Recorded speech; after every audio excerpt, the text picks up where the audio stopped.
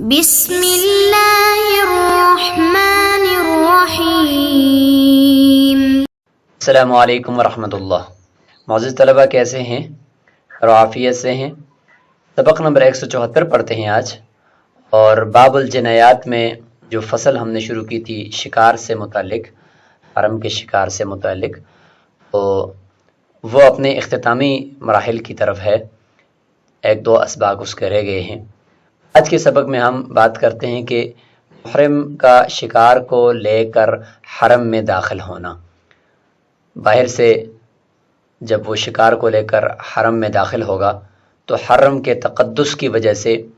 اس شکار کے ساتھ چھیڑ چھاڑ کرنا بھی محرم کے لیے منع ہو جائے گا جو حرم سے باہر اس کے پاس تھا۔ تو اس کی کچھ صورتیں ہیں جن کو ہم ترتیب وار دیکھ لیتے ہیں۔ سب سے پہلی صورت تو یہ ہے کہ محرم کے گھر میں شکار ہے اور یہ ابھی حرم پہنچ گیا ہے، تو گھر کے اندر جو شکار ہے اگرچہ اس کا گھر حرم کے اندر ہو تو وہ اس کو جا کر وہاں سے چھوڑنا واجب نہیں ہے اس کے لیے، کیونکہ صحابہ کرام بھی شکار رکھتے تھے، لیکن وہ گھروں میں جب ہوتا تھا تو وہ حرم کے اندر جب تشریف لے جاتے تھے تو اس شکار کو نہیں چھوڑتے تھے، کیونکہ اصل تو وجہ ہے چھیڑ خانی، یعنی حرم کے شکار کے ساتھ یہ حالت احرام کے اندر منع ہے۔ تو اگر کوئی باہر سے لے کر شکار حرم میں جاتا ہے تو حرم کے اندر داخل ہوتے ہی اس شکار کے ساتھ بھی وہی حکم ہوگا جو حرم کے اپنے شکار کے ساتھ ہوتا ہے۔ وجہ یہ ہے کہ حرم کے تقدس کی وجہ سے اس شکار کو بھی تقدس مل جائے گا، لیکن گھر کے اندر ہے تو اس کو چھوڑنا واجب نہیں ہے۔ نمبر 2، گھر میں یا کہیں اور ہے لیکن پنجرے میں بند کیا ہوا ہے، تو اس صورت کے اندر بھی اس کو چھوڑنا واجب نہیں ہے، کیونکہ یہاں پر بھی گویا کہ حالت احرام میں اس کے ساتھ چھیڑ چھاڑ نہیں ہو رہا۔ تیسری صورت یہ ہے کہ پنجرے میں بند ہے لیکن وہ پنجرہ اس کے ہاتھ میں ہے۔ اس میں اختلاف ہے ائمہ کا، بعض نے کہا کہ اس کو بھی چھوڑنا ضروری ہے، کیونکہ یہ بھی گویا کہ چھیڑ چھاڑ ہی ہوا کہ اپنے ہاتھ میں پنجرہ پکڑا ہوا ہے اور پرندے کو یا اس شکار کو بند کیا ہوا ہے، لیکن اس میں راجح قول یہ ہے کہ چھوڑنا واجب نہیں ہے، کیونکہ وہ پنجرے کے اندر محفوظ ہے، اس نے اس کو گویا کہ کوئی چھیڑ چھاڑ خانی نہیں کر رہا۔ نمبر 4 یہ ہے کہ محرم کے ہاتھ میں پکڑا ہوا ہے شکار اور پنجرے وغیرہ میں بھی نہیں ہے، تو اس صورت میں یہ ہے کہ اس کو چھوڑنا واجب ہے، کیونکہ یہاں پر گویا کہ تعرض اور شکار کے ساتھ چھیڑ چھاڑ لازم آ رہا ہے۔ ومن دخل الحرم بصید، کوئی شخص حرم کو داخل ہوا، حرم میں داخل ہوا شکار کو لے کر، علیہ ان یرسلہ فیہ، اس کے اوپر لازم ہے کہ وہ اس شکار کو حرم کے اندر چھوڑ دے۔ یہ وہ صورت ہے جس میں ہاتھ میں پکڑا ہوا شکار لے کر محرم چلا گیا، اذا کان فی یدہ، جب اس کے ہاتھ میں ہو۔ خلاف للشافعی رحمہ اللہ، اس میں امام شافعی رحمہ اللہ اختلاف فرماتے ہیں، وہ فرماتے ہیں کہ حق الشرع لا یظہر فی مملوک العبد، بندے کے ملکیت کے اندر شریعت کا حق ظاہر نہیں ہو سکتا، حاجت العبد، بندے کی حاجت کی وجہ سے چھوڑنا واجب نہیں ہے۔ احناف فرماتے ہیں انہ لما حاصل فی الحرم وجب ترک تعارض لحرمۃ الحرم، کہ جب حرم کے اندر وہ شکار پایا گیا اور یہ لے کر اس کو وہاں پہنچ گیا تو وہاں پر حرمت حرم، حرم کے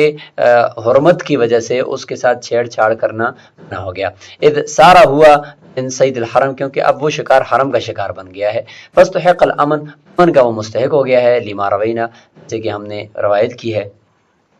بس اسباق کے اندر گزر چکا ہے کہ ولا ينفر صیدها، کہ اس کے شکار کو جو ہے وہ وہاں سے نہیں بتکایا جائے گا یا اس کو نقصان نہیں پہنچایا جائے گا۔ حدیث میں آتا ہے، طویل حدیث ہے حرم سے متعلق۔ فإن باعه، اگر محرم وہاں حرم کے اندر شکار کو جا کر بیچ دیتا ہے، رد البیع فیہ ان کان قائما، اگر یہ شکار وہاں اگلے مشتری کے پاس قائم ہے پھر اس بے کو واپس رد کر دیا جائے گا، کیونکہ لأن البیع لم یجوز، یہ بے جائز ہی نہیں ہے، بے فاسد ہے، تو اس کا حکم یہ ہے اس کے فسخ کیا جائے۔ لما فیہ من التعرض للصید، کہ اس میں یعنی مبیع کے اندر گوئے کہ شکار کے ساتھ تعرض لازم آ رہا ہے، ذالک حرام، تو حرام ہے۔ وَإِن كَانَ فَائِتًا، اگر وہ شکار آگے جا کر استعمال کر لیا گیا ہے یا آگے بیچ دیا گیا ہے یا اس کو کھا لیا گیا ہے مشتری کی طرف سے، تو پھر چونکہ ہے نہیں ہے تو لازم علیہ الجزا، تو پھر اس بیچنے والے محرم کے اوپر جزا لازم آئے گی، لأنه تعرض للصید، کیونکہ اس نے شکار کے ساتھ گویا کہ چھیڑ چھاڑ کر دیا ہے، تفویت الامن الذي استحقه، امن کو فوت کرنے کی وجہ سے جس کا وہ شکار مستحق تھا۔ وكذلك بیع المحرم الصید من محرم او حلال، اسی طریقے سے محرم کا شکار کو بیچنا کسی محرم کے اوپر کسی حلال کے اوپر، دونوں کا ایک ہی حکم ہے کہ اس بے کو کالعدم شمار کیا جائے گا اور رد کر دیا جائے گا، واپس لٹایا جائے گا، لما قلنا، جیسے کہ ہم نے کہا کہ یہ بے جائز ہی نہیں ہے۔ ومن احرم وفی بیتہ او فی قفص معه صید، وہ دوسری ایک صورت یہ ہے کہ احرام کسی نے باندھا اور اس کے گھر کے اندر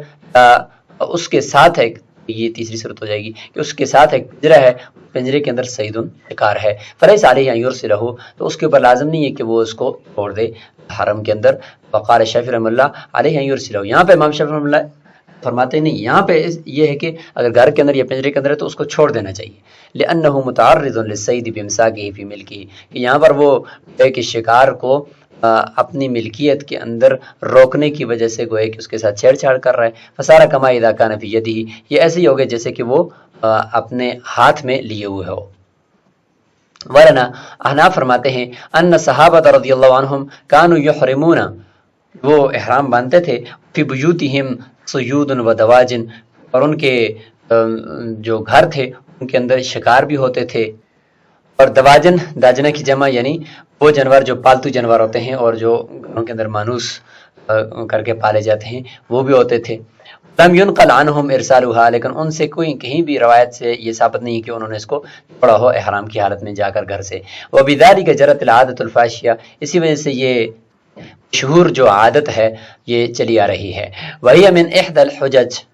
یہ بھی یعنی ہمارے پاس دلیل میں سے ایک دلیل ہے کہ صحابہ کرام نے ان کو نہیں چھوڑا۔ لأن الواجب ترک التعرض، دوسری دلیل یہ ہے کہ ضروری ہے کہ محرم جو ہے وہ شکار کے ساتھ چھیڑ چھاڑ نہ کرے، وہو لیس بمتعرض من جہتہ،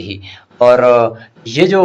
پنجرے کے اندر بند ہے یا گھر کے اندر رکھا ہوا شکار ہے یہ تو محرم کی طرف سے گویا کہ اس کے ساتھ تعرض نہیں ہو رہا، یہ اس کے ساتھ چھیڑ چھاڑ تو نہیں کر رہا، لأنہ محفوظ بالبیت والقفص، کیونکہ یہ جو یہاں پر شکار ہے یہ اس وقت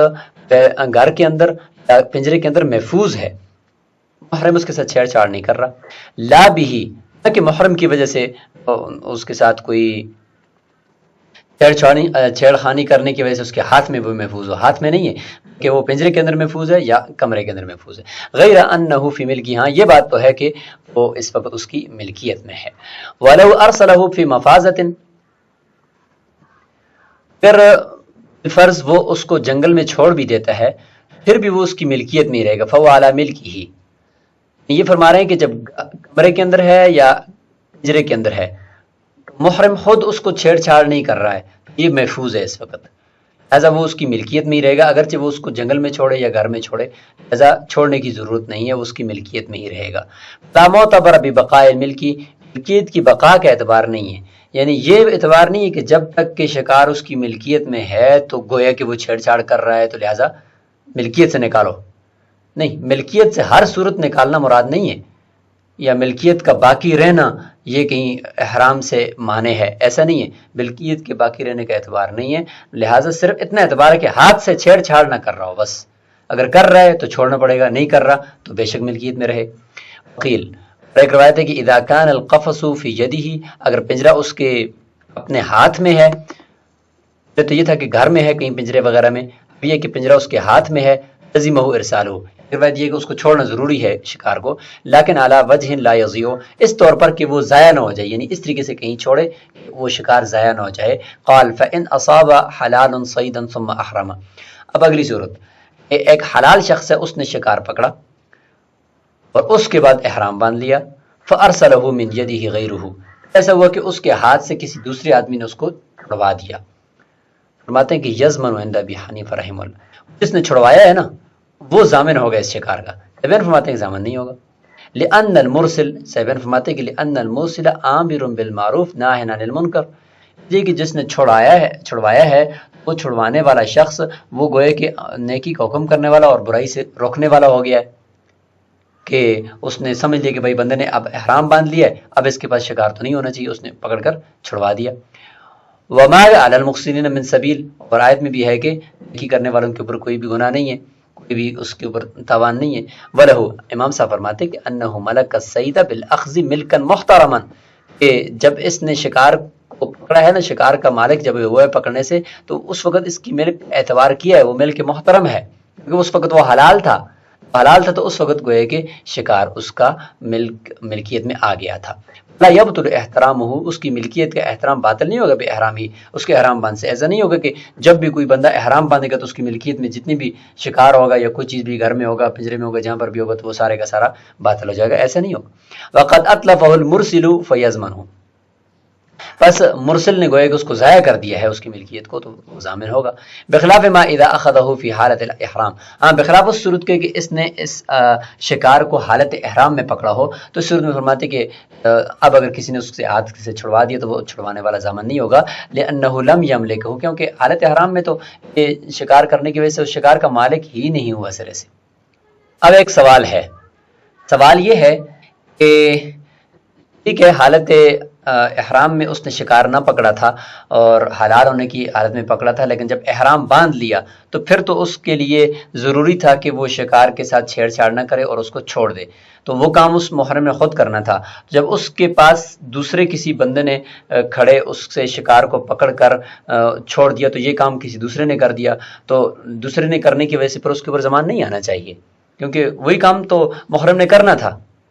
تو اس کا جواب دے رہے ہیں کہ والواجب علیہ ترک التعرض، اس محرم کے اوپر جس نے حالت احرام کے بغیر اس سے پہلے شکار پکڑا تھا اور احرام باندھ لیا، تو اس کے اوپر جو ضروری تھا وہ یہ کام تھا کہ شکار کے ساتھ چھیڑ چھاڑ کو ترک کر دے۔ یہ کام وہ کر سکتا تھا شکار کو ایسے فضول میں چھوڑے بغیر، وہ گھر میں چھوڑ کر بھی اپنے گھر میں چھوڑ دیتا، جس طرح بھی ہم نے پڑھا کہ گھر میں چھوڑنے سے ملکیت بھی باقی رہتی ہے اور چھیڑ چھاڑ بھی نہیں ہوتا اور محرم کا احرام بھی متاثر نہیں ہوتا۔ فرماتے ہیں وَيُمْكِنُ ذَلِكَ بِأَنْ يُخَلِّيَهُ فِي بَيْتِهِ، اس کے لیے تو یہ بھی ممکن تھا کہ وہ جا کر اس کو گھر کے اندر چھوڑ دیتا اور ملکیت کو باقی رکھتے ہوئے وہ شکار کے ساتھ تعرض نہ کرنے کی جو بات تھی اس میں بھی وہ آ جاتا۔ فَإِذَا قَطَعَ يَدَهُ عَنْهُ كَانَ مُتَعَدِّيًا، جب دوسرے بندے نے اس کا قبضہ اس شکار سے کر دیا، ختم کر دیا، تو کانا متعدیان، تو وہ دوسرا بندہ جو ہے وہ متعدی ہو گیا، یعنی زیادتی کرنے والا ہو گیا، اس لیے وہ ضامن ہوگا۔ وَنَظِيرُهُ الاختلاف فی کسر المعازف، اس میں جو اس اختلاف کا جو کی نظیر ہے اور ایک مثال ہمیں ملتی ہے، وہ معازف یعنی لو لعب کے جو آلے ہیں، موسیقی کے جو آلے ہیں، ان کو توڑنے کے اندر جو اختلاف ہے وہ اس میں ہے۔ اس میں بھی یعنی جو اختلاف ہے وہ یہی ہے کہ صاحبین فرماتے ہیں کہ چونکہ اس نے وہ جو لو لعب کا آلہ تھا اس کو تو توڑنے کا ہی حکم تھا، تو اس نے توڑ دیا تو ضامن نہیں ہوگا، لیکن امام صاحب وہاں پہ بھی فرماتے ہیں کہ چونکہ اس نے ایک یعنی اٹھا کر جو اس کو پھینک دیا یا ضائع کر دیا، تو ٹھیک ہے اعلیٰ کار کی جو وہ آلات ہیں ان کی جو قیمت ہے وہ قیمت کا ضامن تو یہ نہیں ہوگا، کیونکہ اس نے تو یہ کام ٹھیک کیا، لیکن وہ جو لکڑی ہے تو وہ یہ بھی کر سکتے تھے، وہ جن کے آلات ہیں وہ لوگ اس کو لکڑی کو استعمال کرتے اور اس کو کسی اور استعمال میں لے آتے، تو ایسا تو کر سکتے تھے، لیکن اس نے ان کو بھی ضائع کر دیا، لہذا اس لکڑی کا وہ بہرحال ضامن تو ہوگا جن سے وہ آلات بنے ہوئے ہیں۔ وَإِنْ أَصَابَ مُحْرِمٌ صَيْدًا، پھر محرم نے شکار کو پکڑا اور فَأَرْسَلَهُ مِنْ يَدِهِ غَيْرُهُ، اب پہلے تو یہ صورت تھی کہ حلال شخص نے شکار پکڑا پھر احرام باندھ دیا، احرام باندھنے کے بعد اس سے کسی نے پکڑا تو اس میں اختلاف تھا امام صاحب کا اور صاحبین کا۔ اب یہ ہے کہ حالت احرام کے اندر ہی شکار پکڑا، پھر اس سے کسی نے پکڑ کر آگے اس کو چھوڑ دیا، اس صورت میں بے اتفاق زمان نہیں آئے گا چھوڑوانے والے پر، لأنه لم يملكه بالأخذ، کیونکہ یہاں پر حالت احرام میں شکار کرنے کی وجہ سے وہ اس کا مالک ہی نہیں ہوا۔ فإن الصيد لم يبقى محلا للتملك بحق المحرم، محرم کے حق میں یہ شکار ملکیت کا محل ہی نہیں ہے، جب ہے ہی نہیں، اللہ تعالیٰ کا فرمان بھی ہے کہ حرم علیکم صید البر ما تم حرما، کہ جب تک کہ تم احرام کی حالت کے اندر ہو تمہارے اوپر خشکی کا شکار ہی حرام ہے تو اس صورت کے اندر کوئی اس کی ملکیت ہی نہیں تھی. فصار کما اشترى الخمر، یہ ایسا ہی ہے جیسے کہ مسلمان نے شراب کو خرید لیا، اس سے وہ اس کا مالک نہیں بنتا، لہذا اگر اس سے کسی نے اس کو ضائع کر دیا تو ضائع کرنے والے کے اوپر ضمان نہیں آتا. ان قتله محرم آخر فی یده، ایسا ہے کہ اس محرم نے شکار پکڑا، کسی اور نے اس سے چھڑوایا نہیں ہے بلکہ ایک اور محرم تھا دوسرا احرام کی حالت میں، اس نے آ کر اس کے ہاتھ میں اس کو قتل کر دیا. تو فعلی کل واحد منہما جزاء، یہاں پر دونوں محرم تھے، جس نے پکڑا اور جس نے قتل کیا، دونوں کے اوپر جزا آئے گی، ہر ایک کے اوپر جزا آئے گی. لأن الآخذ متعرض للصید آمن، یعنی ایسا شکار جو مامون تھا، محفوظ تھا، امن میں تھا، اس کو ساتھ چھیڑ چھاڑ اور تعرض کیا ہے پکڑنے والے نے. اور بالقاتل مقرر لذالک، اور قاتل نے اس تعرض کو مزید پکا کر دیا کہ اس کو شکار کو ہی مار دیا. فرماتے ہیں تقریر کا ابتدا، لہذا بعد میں جا کر کسی چیز کام کو پکا کر دینا اور اس کی توثیق کر دینا ایسا ہے گویا کہ ابتدا سے اس کام کو کرنا، لہذا دونوں اس میں ملوث ہیں. حق تضمین زمان کے حق میں یہ ایسا ہے گویا کہ ابتدا سے ہی اس نے اس کو قتل کیا. کشہود الطلاق قبل الدخول اذا رجعوا، اس کی مثال یہ ہے کہ جیسے کہ طلاق کے گواہوں، طلاق قبل الدخول کے گواہوں کا رجوع کرنا. اس کی صورت یہ ہے مثلا ایک عورت ہے، اس نے اپنے شوہر پر اس بات کا دعویٰ کیا کہ میرے شوہر نے دخول یعنی ہم بستری کے بعد مجھے طلاق دی ہے، لہذا مجھے پورا مہر ملنا چاہیے، اور شوہر نے اس کا انکار کر دیا کہ میں نے ہم بستری سے پہلے طلاق دی ہے، لہذا آدھا مہر آپ کو ملے گا. اور اس بات کے اوپر دو گواہوں نے گواہی بھی دے دی کہ ہم بستری کرنے سے، دخول کرنے سے پہلے شوہر نے طلاق دی ہے، لہذا ہندہ کو نصف مہر ملنا چاہیے. بعد میں وہ گواہوں نے رجوع کر لیا کہ بھئی ہم تو جھوٹ بولتے تھے، ہمیں پتہ نہیں تھا. اس صورت کے اندر اب ہندہ کو نصف مہر مزید ملنا پڑے گا، اور اس ہندہ کا یہ جو نقصان کیا ہے یہ ان گواہوں نے کیا، لہذا یہ گواہ ضامن ہوں گے نصف مہر کے. اب یہاں پر دیکھیں شوہر نے بھی انکار کیا تھا کہ میں نے دخول کے بعد طلاق نہیں دی، لہذا پورا مہر میں نہیں دوں گا. تو شوہر نے بھی انکار کیا اور گواہوں نے اس کے بعد اس انکار کی توثیق اور اس کی تصدیق کی ہے. تصدیق کرنے کی وجہ سے ایسا ہے گویا کہ انہوں نے ابتدا سے ہی ہندہ کا نصف مہر جو ہے وہ ضائع کیا ہے، لہٰذا یہاں پر بھی اسی طریقے سے توثیق کرنے کی وجہ سے گواہ ضامن ہوں گے. تو یہاں پر بھی گویا کہ دوسرے محرم نے قتل کر دیا شکار کو، تو گویا کہ اس نے جو تعرض پہلے محرم نے کیا تھا شکار کے ساتھ اس تعرض کو مزید پکا کر دیا ہے، تو گویا کہ ابتدا ہی سے اسی نے تعرض کیا ہے، لہٰذا ضامن یہ بھی ہوگا. وَيَرْجِعُ الْآخِذُ عَلَى الْقَاتِلِ، فرماتے ہیں کہ یہ جو محرم پکڑنے والا ہے شکار کو، یہ اس دوسرے محرم قاتل کی طرف رجوع کرے گا، اتنے کا ضامن یہ محرم ہوگا. یعنی جس محرم نے پکڑا ہے اس نے بھی کچھ ضمان دینا ہے، یعنی ظاہر ہے اس کے اوپر بھی جزا آئے گی. یہ قتل کرنے والے محرم سے جا کر رجوع کرے گا اور اس سے لے گا. وقال ظفر رحمہ اللہ لا یرجع، امام ظفر فرماتے کہ نہیں، اس سے جا کر لینے کی ضرورت نہیں ہے، رجوع نہیں کرے گا. لأن الآخذ مؤاخذ بصنعه، کیونکہ پکڑنے والا جو محرم ہے اس کو اسی کے اپنے فعل کی وجہ سے اس کا مواخذہ کیا جا رہا ہے اور اس سے جو ہے وہ تاوان لیا جا رہا ہے. تو فلا یرجع علی غیرہ، بس وہ غیر کے اوپر رجوع نہیں کرے گا. حناف فرماتے ہیں کہ ان الآخذ انما یصیر سببا للزمان عند اتصال الہلاک به، کہ یہ جو ان الاخذ، یہ جو پکڑنا ہے شکار کو، یہ سبب بنا ہے زمان کا جب اس کے ساتھ ہلاکت متصل ہوگی. جب تک وہ شکار زندہ تھا تو اس کے اوپر زمان نہیں تھا، اس کو بس صرف چھوڑ دینا تھا نا، لیکن اس نے کیا، دوسرے محرم نے آ کر جب اس کو قتل کر دیا تو گویا کہ اس نے آ کر پکا کیا ہے اس تعرض کو، لہذا زمان جو آیا ہے وہ قتل کے اس کے ساتھ متصل ہونے کی وجہ سے آیا ہے، اور یہ جو اس کا محرم کا پکڑنا یہ سبب بنا اس کے زمان دینے کا اس وقت اس کے ساتھ ہلاکت متصل ہوگی. وَهُوَ بِالْقَتْلِ جَعَلَ فِعْلَ الْآخِذِ عِلَّةً، تو دوسرا جو قاتل محرم ہے اس نے قتل کرنے کی وجہ سے شکار کو کرنے والے محرم کے فعل کو علت بنا دیا ہے، اور محرم کے اوپر اس کے اوپر بھی ہم نے الگ سے جزا لازم کر دی ہے. تو اس کا پکڑنا پہلے علت نہیں تھا، پہلے وہ زمان کا سبب نہیں تھا، جزا کا سبب نہیں تھا، اس دوسرے نے قتل کرنے کی وجہ سے اس کے فعل کو بھی علت بنا دیا. جب اس کے فعل کو بھی علت بنا دیا، حالانکہ قتل کرنا علت تھا، ساتھ ساتھ اور اس قتل کی علت بن گئی تھی کرنا، تو لہذا فیکون فی معنی مباشرت علت العلہ، یہ ایسا ہے گویا کہ علت کے علت کو پیدا کیا، علت کی علت کو پیدا کیا، کیونکہ شکار کو پکڑنا یہ امن کو زائل کرنے کی علت ہے، کیونکہ شکار پکڑا تو امن زائل ہو گیا، تو یہ اس کی علت ہے، اور قتل کرنا یہ اس علت کو مضبوط کرنے کی علت ہے کہ اس نے مزید اس کو مضبوط کیا ہے،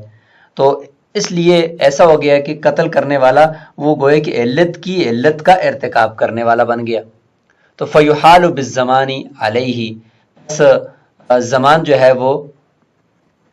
قاتل ہی کے حوالے ہوگا، کہ آخر زمان دے وہ بھی قاتل نے دینا ہوگا، اور قاتل کے اوپر اپنا الگ سے بھی لازم ہوگا۔ یہاں تک اس سبق کو روکتے ہیں، آگے ایک حرم کی جو حرم سے متعلق جو جنایات تھیں ان میں سے ایک کا ذکر تو مکمل ہوا شکار کا، اب دوسری کا شروع ہو گیا ہے، یعنی وہاں کے جو نباتات وغیرہ ہیں، گھاس وغیرہ ہے اور درخت ہیں، ان کے کی بھی حفاظت کرنی ہے احرام کی حالت کے اندر، اور ان کے ساتھ بھی چھیڑ چھاڑ نہیں کرنا، تو اس کی تفصیل انشاءاللہ پڑھیں گے۔ السلام علیکم ورحمۃ اللہ۔